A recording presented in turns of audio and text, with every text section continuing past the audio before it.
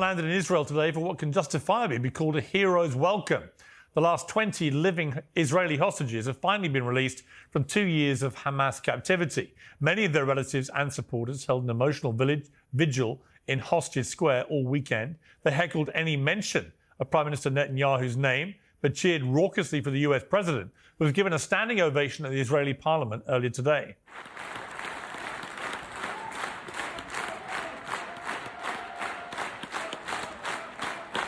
This is not only the end of a war. This is the end of an age of terror and death and the beginning of the age of faith and hope and of God. It's the start of a grand concord and lasting harmony for Israel and all the nations of what will soon be a truly magnificent region. I believe that so strongly.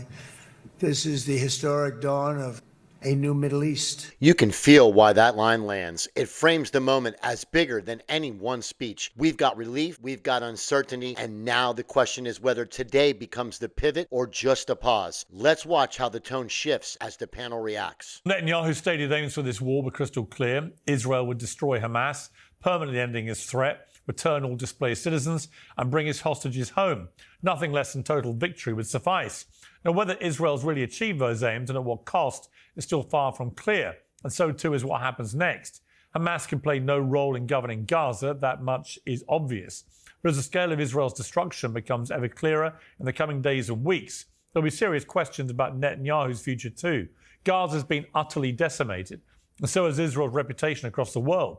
Netanyahu bears responsibility for both and should now face consequences. Well, joining me to debate all this is the host and executive producer of The Young Turks, Anna Kasparian, the PragerU commentator, Shabbos Kestenbaum, the former US Assistant Secretary of State for Political and Military Affairs, General Mark Kimmett, and the journalist with the Grey Zone, Aaron Mate. Well, welcome to all of you. Anna Kasparian, I was watching it all from early this morning in London, and I've got to say, I felt a sense of great relief and joy at watching the hostages freed and reunited with their families. Incredibly moving scenes there. Joy for the Palestinian people, the innocent Palestinian people caught up in 2 years of hellish war. And of course, the release of several thousand Palestinians from Israeli prisons as well. You know, overall, the feeling today was extremely joyous and I would argue hopeful. What's your thought? Notice the split already forming. Hope on one side, caution on the other. That tension matters because it's where the audience decides what they believe happened today. An ending or the start of something fragile. Cautious, very cautious optimism, especially given some of the statements that we've heard from the Israelis over the weekend. You know, Benjamin Netanyahu gave a speech to the Americans that made it appear as though he believed in the ceasefire and was going to follow through with it. Remember, they've only agreed to the first stage of the ceasefire, and the rest of it is still incredibly murky.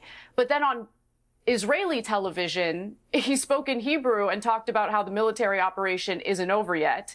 Then you have Israel Katz talking about how as soon as we secure the release of all the hostages, we're going to go back in and destroy the tunnels. So there are some signs that make me a little uneasy. But I will say this. I was happy to see the hostages released. The videos of them reunited with their family members are incredibly moving.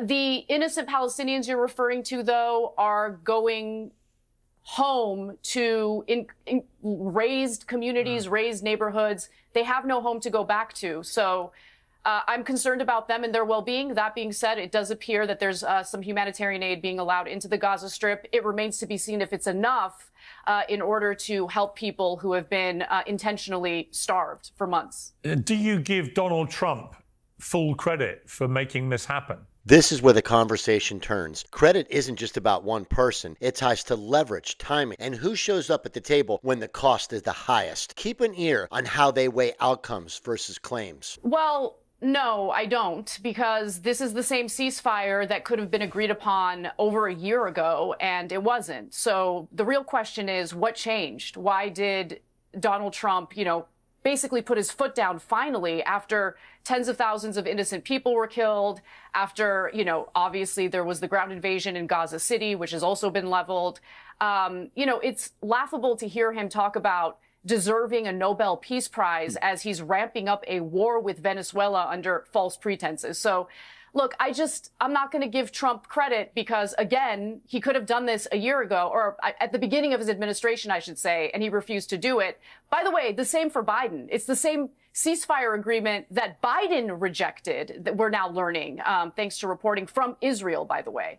So it is what it is. All right, Shavos Kestem, I mean, I give Trump enormous credit here. I think he's done something which I don't think any other American president at this moment could have done. He's brought Netanyahu to heel. I think the catalyst for it actually was the incredibly ill-advised attack by Israel on Doha when they tried to take out the Hamas negotiators, which was a failed mission. They didn't kill the negotiators. They killed a member of the Qatari security forces. They killed some other people who were totally unconnected with Hamas. A complete debacle. And when I read that Donald Trump had made Netanyahu literally get on the phone and apologize to the Prime Minister of Qatar for that, I thought, wow, things have changed. And, sure enough, here we are, not long after that catastrophic error of judgment by Netanyahu, with him seemingly brought to heel. And I think that is what's happened. Yeah, I think that's a pretty accurate characterization. First of all, it's good to see you. It's been a while. I miss getting yelled at 7 in the morning, so good to be back. The fact that Donald Trump did not receive the Nobel Peace Prize is a damning indictment on the state of the Nobel Peace Committee, but I digress. You're absolutely right. Amit Segal was the one who said that the strike in Doha is the most successful failed assassination attempt. I would agree with you. It was ill-advised, but inadvertently, it actually brought Hamas to the negotiating table, because one of the differences between the ceasefire now and the ceasefire of a year ago is, for the first time, Hamas was pressured by Qatar, who's hosting them, by Egypt, by Syria, by Turkey. That is not the status quo of a year ago. That is a direct result of peace through strength. As President Teddy Roosevelt said, you talk softly, but you carry a big stick. So while it is true Israel was trying to negotiate with Hamas for the better part of 2 years, it is also true that they had a really good incentive, Hamas, that is, for negotiating, meaning they will no longer be accustomed to living in the Four Seasons in Doha, and they will be forced to be given a negotiation. And I think this is what all the far left, this is what the campus activists, this is what the cultural elites have been saying for 2 years. We need a ceasefire now. We need to end the war. This is literally what happened. And it's quite a testament to the fact that they are not celebrating in the streets, which I think underscores it was never about a ceasefire or peace. It was always about the actual genocide against the Jewish state, which occurred on October 7th. If it wasn't about that, then how come all these peace-loving activists aren't encouraging Hamas to surrender immediately? I kind of agree with Anna. This deal could have been done on October 8th had Hamas simply surrendered and released the hostages. And that's the core debate: inevitability versus circumstance. What matters now is whether today's release marks a path that holds for hostages, for civilians, and for the regional stability. If you found this breakdown useful, consider subscribing for balanced coverage that's straight up the middle.